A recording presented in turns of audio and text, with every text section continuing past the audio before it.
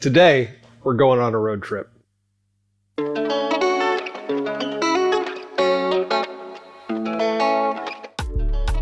So, a little catch up. We're in Palmore, little village up in the mountains of northern Colombia, local hub for the coffee industry. If you want to know more, then go watch this video and then come back here. We're in the process of building a house for Tatiana and Johan, one of the first families to be the recipient of a house through the Dwellings Coffee Project in Colombia. Part of this build is providing furnishings with the house. Kitchen countertops, cabinets, a sink, a stove, a washing machine, beds, a table, maybe even a couch. It's our mission for today. The problem with Palmore is that it's small, really small. You can walk from one side of the town to the other in about 8 minutes.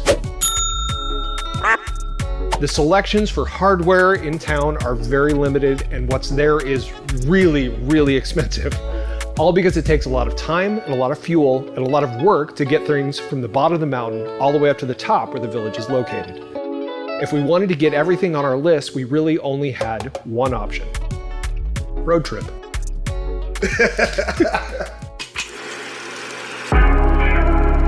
We crammed into a Toyota Hilux, hit the road for Santa Marta. About a 2-hour journey that starts with unpaved roads, switchbacks, and moves into bumps and jolts, then eventually opens up into a coastal freeway.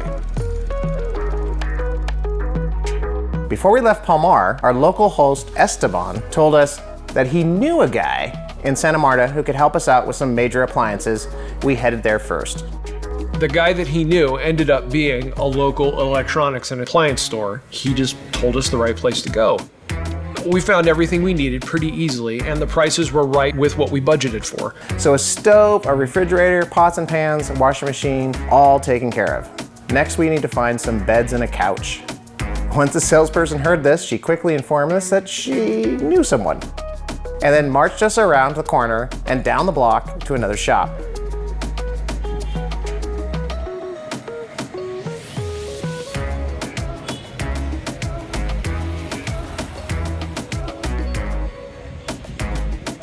We found a nice couch after a bit of real-world practical testing. We have to be absolutely sure when you're buying furniture. Sí. It's okay.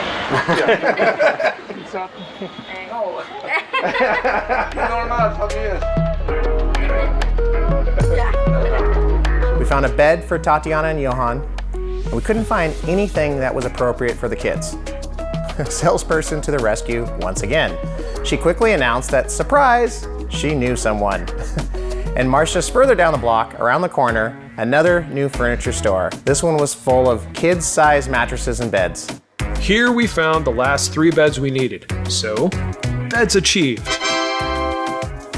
Now all that was left was the rest of the kitchen. We were at a bit of a loss for that one because nobody had told us that they know a guy who does kitchens. However, we did know of some place where we could go that we would likely be able to find what we needed. The mall. That's right, you heard me, the mall! Apparently it's common for malls in Colombia to have a little bit of everything, so this mall was no exception. This mall has a massive store attached to it that sells, well, everything.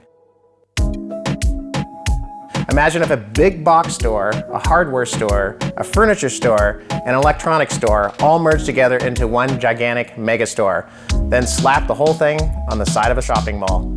Welcome to the jungle. Do you have a hot sink? Does your sink often smoke while using it?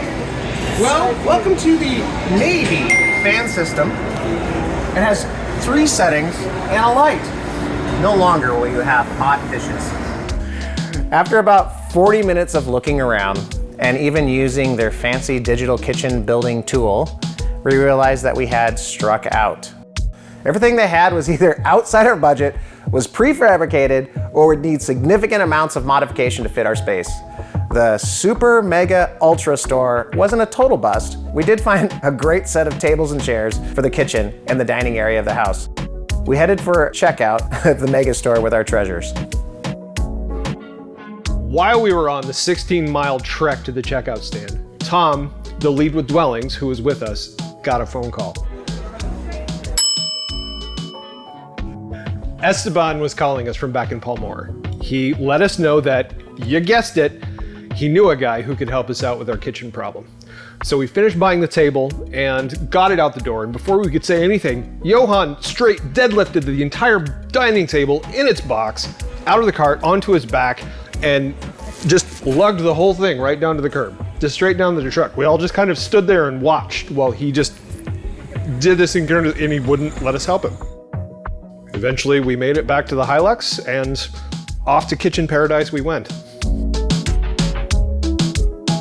It turned out that the guy was a small company that did custom kitchen bathroom cabinets and counters. We sat down with them and designed a custom kitchen for their space with their choice of colors and finishes with the measurements we had brought along with us.